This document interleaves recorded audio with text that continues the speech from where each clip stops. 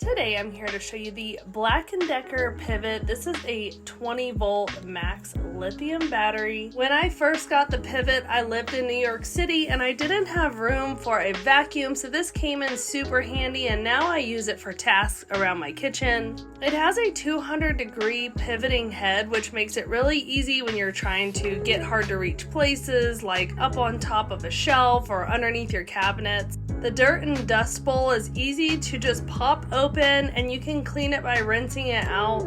I love the extender nozzle for getting in those hard to reach places. And the suction on this is great, especially whenever I drop things on the floor like salt and you have dog hair and other things that need to be picked up. It has a charging base and it's very compact. If you need something that's lightweight but with heavy cleaning power, this is for you.